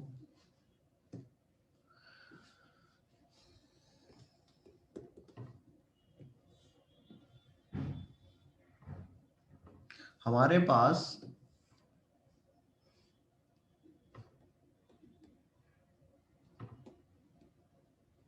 एक स्टील बॉल है और उस स्टील बॉल के पास इस तरीके से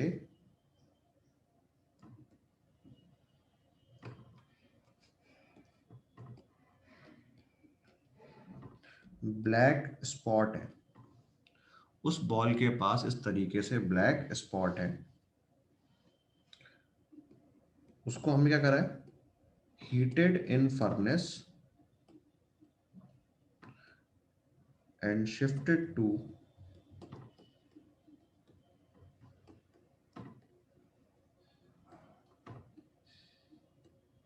डार्क रूम। हमने उसको एक फर्नेस में हीट करा और एक डार्क रूम में शिफ्ट कर दिया। बताओ भाई, अगर उसको एक फर्नेस में हीट करें और एक डार्क रूम में शिफ्ट कर दें तो क्या होगा?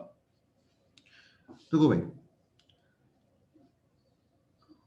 हमारे पास जो ब्लैक स्पॉट्स हैं उन्होंने सारा का सारा रेडिएशन एब्जॉर्ब कर लिया होगा। तो जब सारा का सारा रेडिएशन ब्लैक वाइट का एब्जॉर्बर, तो अगर ब्लैक वाइट का एब्जॉर्बर तो वाइट का एमिटर, और वाइट कह सकते हो वाइट ब्लैक का एब्जॉर्बर तो वाइट ब्लैक का एमिटर। तो हमारे पास पता है क्या होगा? हमारे पास होगा ये कि जो पूरी बॉडी है,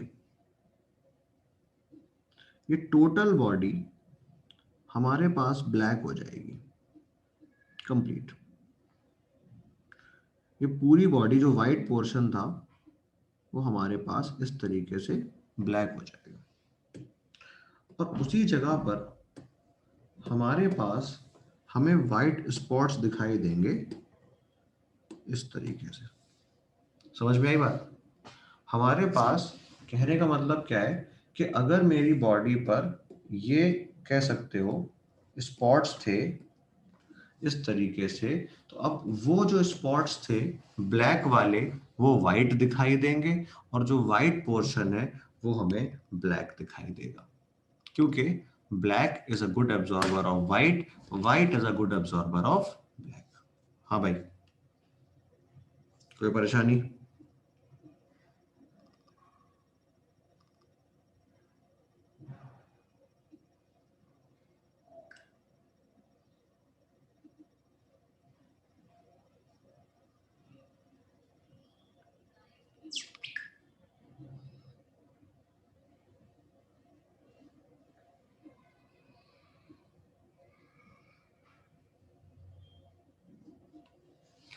चलिए, तो भाई इस टाइप के सवाल हमारे पास सिंपल किरचॉफ लॉ पर देखने को मिलते हैं, थ्योरेटिकल। और जैसा हमने बताया था ना कि भाई दो तीन जगह ये पूछ लेगा कि ये इसका रीजन क्या है या ये कलर वाला, तो ये सारा हमें इस तरीके से आना चाहिए। ठीक है भाई, चलिए। अब इसके अलावा हमारे पास जो यहाँ पे थर्ड लॉ है, हमने दो तो पढ़ लिए हैं। जो थर्ड लॉ है वो है हमारे पास Stephen's law.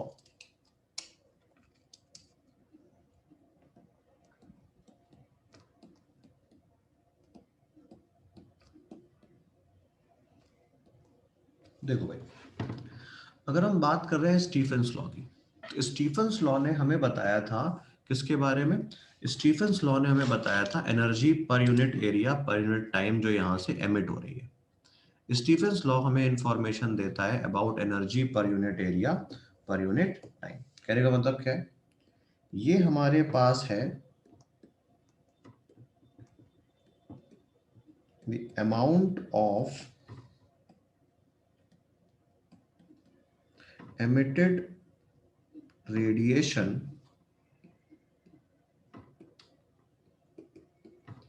per unit area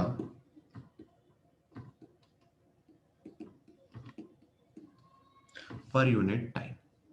हमारे पास amount of per unit area per unit time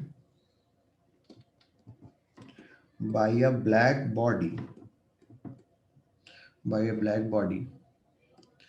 is directly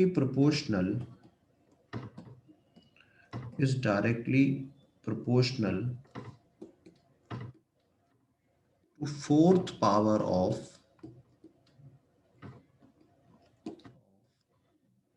its absolute temperature. Is directly proportional to fourth power of its absolute temperature. कहने का मतलब क्या हुआ कि हमारे पास जो E है वो है QIBB। याद रखना है ये सिर्फ और सिर्फ फॉर आइडियल ब्लैक बॉडी है, divided by A into T. और ये जो मेरा E है ये प्रोपोर्शनल है T की पावर 4। हम यहाँ पे प्रोपोर्शनलिटी को हटाएंगे तो एक कांस्टेंट आएगा sigma. E is equals to sigma T की पावर 4, जहां पर हमारे पास सिग्मा है स्टीफेंस कांस्टेंट। हमारे पास जो सिग्मा है वो है स्टीफेंस कांस्टेंट। और इसकी वैल्यू बताओ भाई, किसी को याद है क्या होती है? मैं तो लिख ही दूंगा, तुम बताओ कितनी होती है इसकी वैल्यू। याद हो तो बोलो, नहीं तो मैं लिख दूं। बोलो भाई, याद है? अपने अपने दिमाग पे थोड़ा जोर डालो, शायद याद आ जाए किसी को। बहुत आसान सा है, मतलब तुम्हें याद भी करा दूंगा, अगर तुम्हें याद नहीं तो बहुत सिंपल तरीके से याद करा दूंगा। तुम्हें गिनती आती है 5 6 7 8? क्यों भाई, कम से कम गिनती तो आती है ना 5 6 7 8?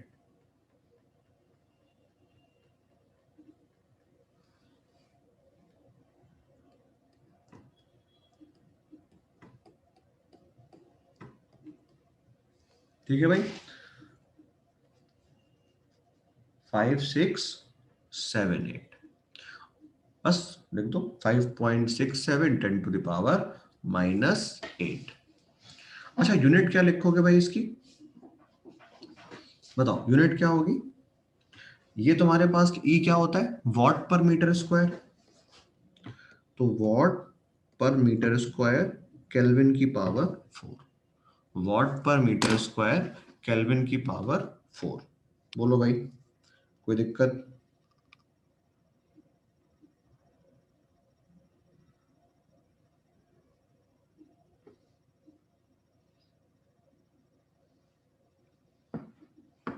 बहुत बढ़िया। चलिए, तो ये हमारे पास है स्टीफेंस लॉ। बाकी डायमेंशन वायमेंशन तुम यहाँ पे निकाल लोगे, कोई दिक्कत है नहीं। पर देखो बात क्या होती है, ये हमारे पास किसी भी बॉडी के लिए नेट एनर्जी जो उसने एमिट करी, पर अगर तुम किसी बॉडी के लिए ओवरऑल एनर्जी का चेंज देखो, देखो मैं अपने टेम्परेचर की वजह से इतनी एनर्जी निकाल सकता हूं, पर मेरी जो ओवरऑल एनर्जी है वो दो बातों पर डिपेंड करती है। कहने का मतलब क्या हुआ, अगर हम बात करें सपोज जनरल बॉडी, सॉरी हम एक आइडियल बॉडी की ही बात कर रहे हैं, तो भाई कहने का मतलब क्या होगा कि तुम यहाँ पे देखो, तुम्हारे पास एक बॉडी है, तुम्हारे पास यहाँ पर एक बॉडी है, ठीक है ना? और इस बॉडी का आपके पास जो टेम्परेचर है वो T है। इस बॉडी का आपके पास जो टेम्परेचर है वो T है, और सपोज बाहर टेम्परेचर है T0। ये क्या है? ये आपके पास है टेम्परेचर ऑफ सराउंडिंग। ये आपके पास क्या है? ये आपके पास है टेम्परेचर ऑफ सराउंडिंग। तो हमारे पास क्या होगा कि हम ये बोल रहे थे कि हर एक बॉडी अपने से प्रोवोस्ट लॉ हीट एक्सचेंज में ये कहा गया था कि हर बॉडी अपने टेम्परेचर की वजह से एक एनर्जी को रेडिएट करता है। मतलब इसके पास कुछ रेडिएशन हमेशा आएगा, किसकी वजह से? सराउंडिंग की वजह से, ठीक है ना। और कुछ रेडिएशन ये हमेशा एमिट करेगा। बताओ भाई, क्या ऐसे ही होगा? तो आप ये कह सकते हो कि हमारे पास रेडिएशन E1 ये है सिग्मा टी की पावर 4, ये हमारे पास है आइडियल ब्लैक बॉडी का जो तुम लेकर आए हो। पर उसी जगह पर हम एक रिसीव कर रहे हैं सिग्मा टी नॉट की पावर 4, और ये किसकी वजह से? ये हमारे पास सराउंडिंग की वजह से। कुछ हमने एमिट करा, कुछ हमने रिसीव करा। तो भाई अगर तुमने कुछ एमिट करा और कुछ रिसीव करा, तो ये बता दो कि अगर तुमने कुछ एमिट करा और कुछ रिसीव करा, तो अल्टीमेटली क्या मेरे पास जो नेट हीट ट्रांसफर हुआ वो E1 माइनस E2 के बराबर होगा। और उस E नेट को हम लिख सकते हैं सिग्मा टी की पावर 4 माइनस टी नॉट की पावर 4। बोलो भाई, सिग्मा टी की पावर 4 माइनस टी नॉट की पावर 4। और यहां पर ये क्या है? ये कह सकते हो कि net loss of emissive power. ये क्या है? Net amount of loss of emissive power.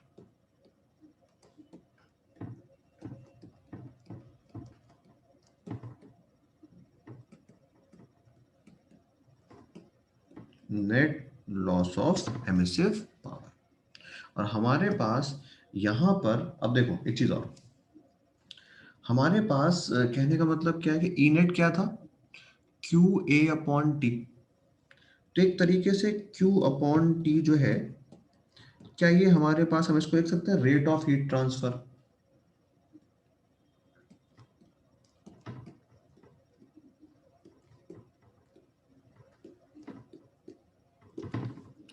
तो हमारे पास अगर मैं इसको रेट ऑफ हीट ट्रांसफर लिख दूं आर एच,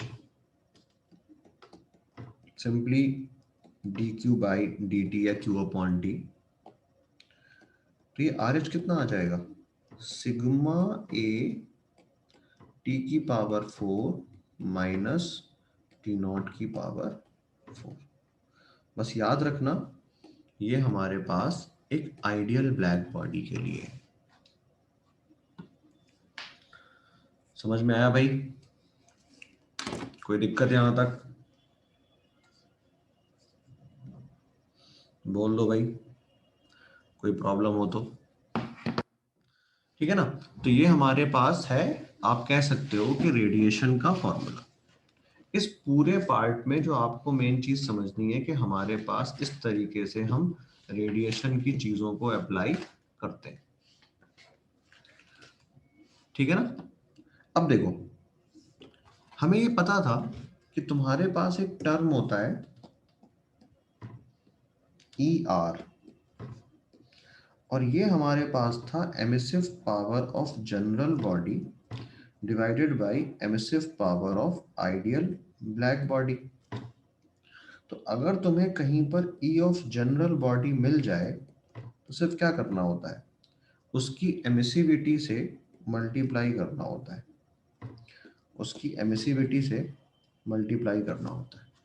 तो मेरे पास ये जितने भी फॉर्मूले हमने पढ़े हैं, चाहे वो ई हो, अगर ई ऑफ जनरल बॉडी निकालना है तो हमें एमिसिव पावर से मल्टीप्लाई करना होगा, एमिसिविटी से मल्टीप्लाई करना होगा, और जनरल बॉडी का भी निकल आएगा।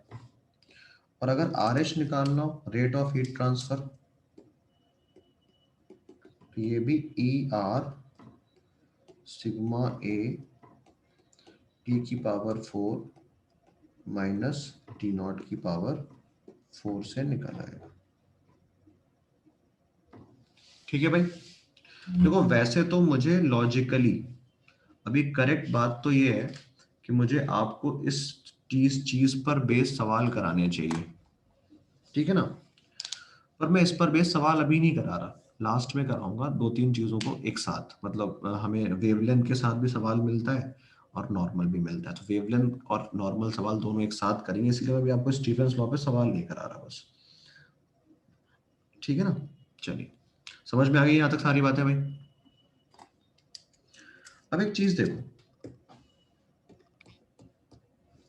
हमारे पास दो चीजें थर्मल रेडिएशन में इंपॉर्टेंट होती हैं, दो चीजें। एक चीज होती है जिसको हम कहते हैं rate of heat transfer,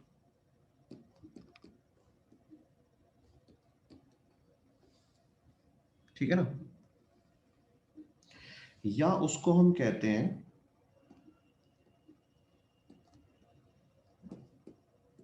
rate of heating, या उसे हम कहते हैं एमिटेड रेडिएशन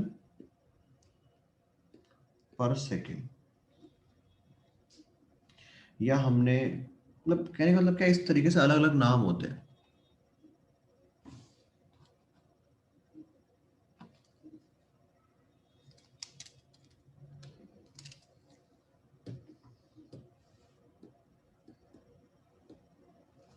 ठीक है ना, तो हमारे पास इस तरीके से कुछ नाम होते हैं।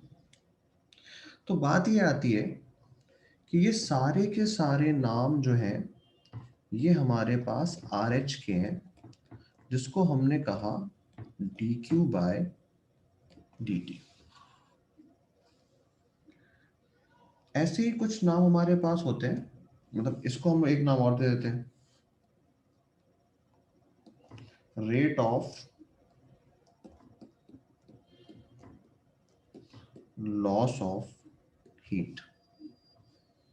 सेम तरीके से यहां पर कुछ नाम होते हैं जिसको हम कहते हैं रेट ऑफ कूलिंग।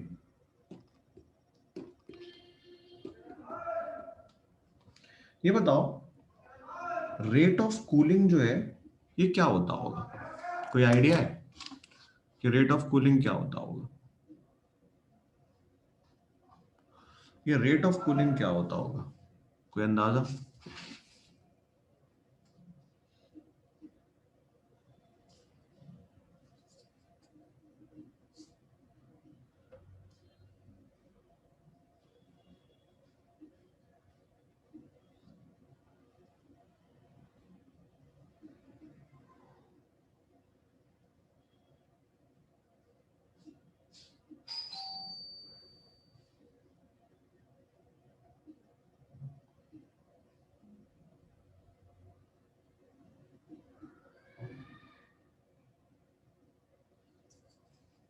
हमारे पास रेट ऑफ कूलिंग जो है, मैं नाम लिख देता हूं, ये है तुम्हारे पास rate of cooling, rate of fall in temperature, या हम बोल देते हैं विच इज कूलिंग फास्ट।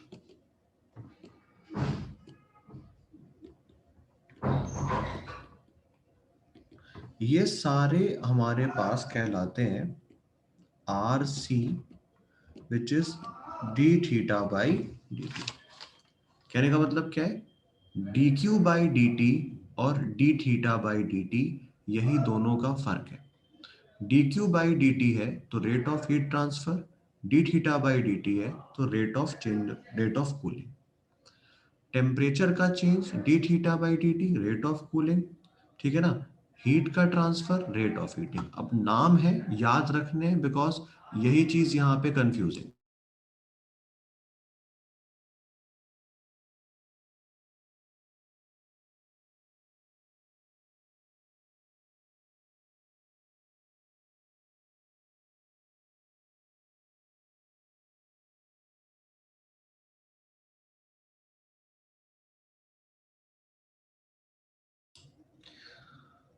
देखो भाई, अब एक चीज को याद रखना हमेशा कि तुम्हारे पास, मैंने पहले भी कहा था कि देखो एक फर्क है, हम एक चीज पढ़कर आए थे जब हमने वो सब पढ़ा था, Q M C delta theta M L, ये सारी बातें, तो वहां पे हम हीट को पढ़ते थे।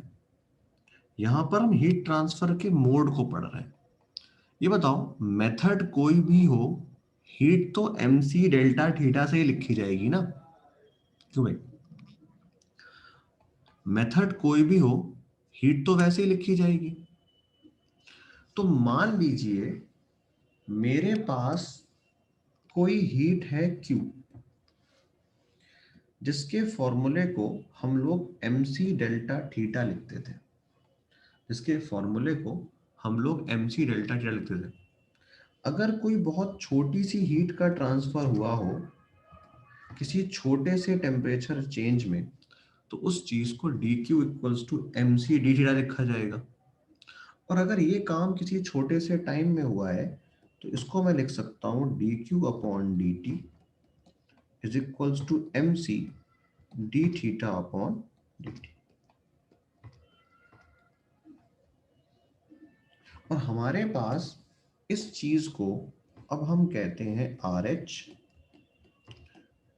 M C into R C. क्यों भाई? सही बात है ये। क्या ऐसे ही लिखते हैं? R H is equals to M C into R C. ये बताओ, हमने अभी D Q by D T का जो फॉर्मूला पढ़ा था, उसमें हमने लिखा था कि सिग्मा ए टी की पावर 4 माइनस टी नॉट की पावर 4।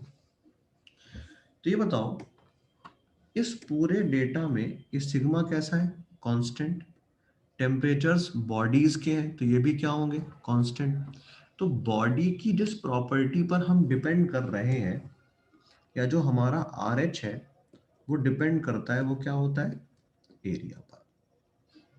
देखो, अल्टीमेट दो बातें याद रखनी है कि हमारा जो आर एच है ना, ये प्रोपोर्शनल होता है एरिया के।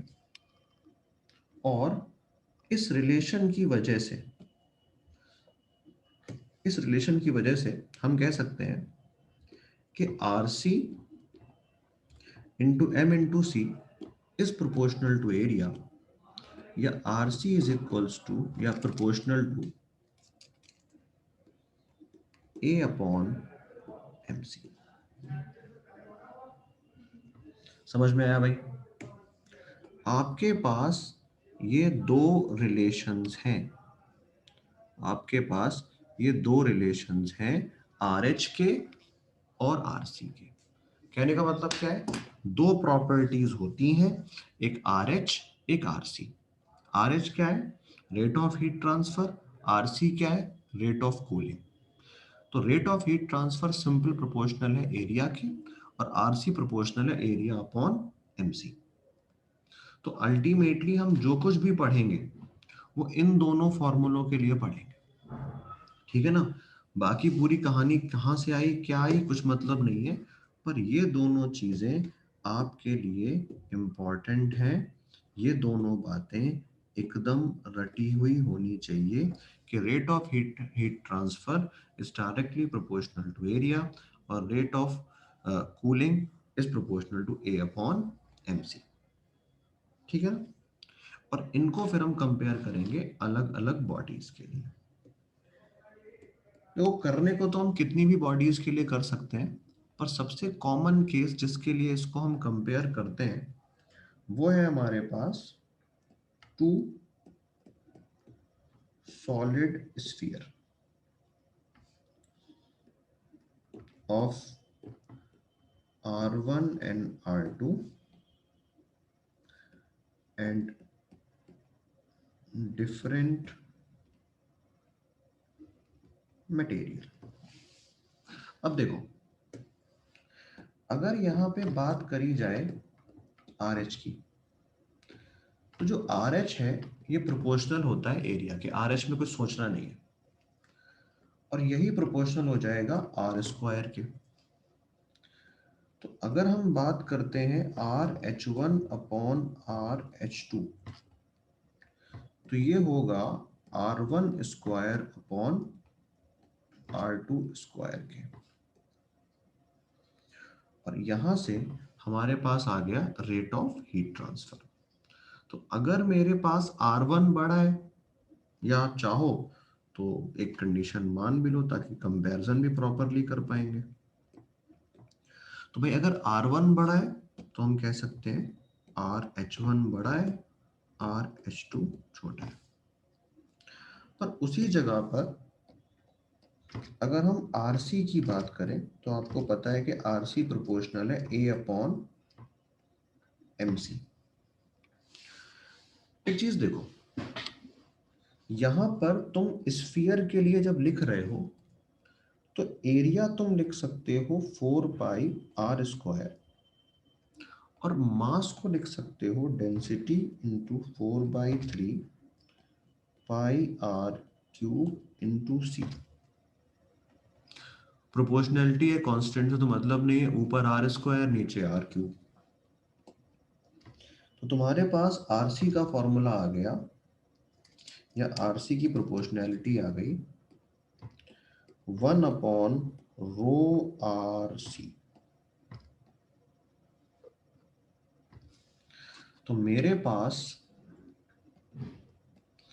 RC1/RC2 ρ2R2C2 ρ1R1C1। पर एक चीज देखो, अगर मटेरियल सेम कर दिया जाए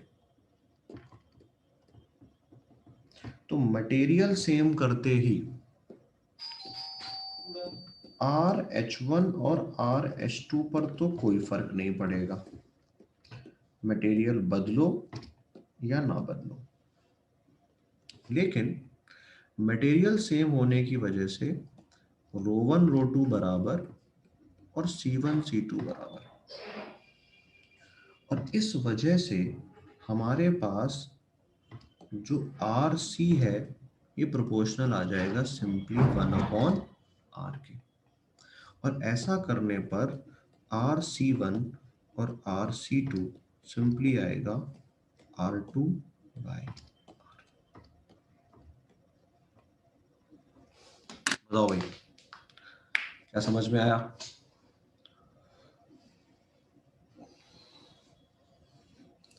हाँ जी, कोई दिक्कत?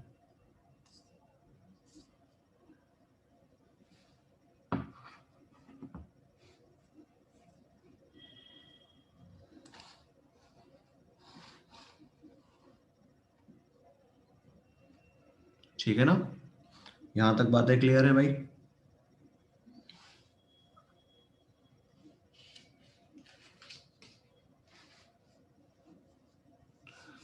चलिए, तो एक काम करते हैं, फिर इसके आगे हम लोग नेक्स्ट टर्न पे कंटिन्यू करते हैं।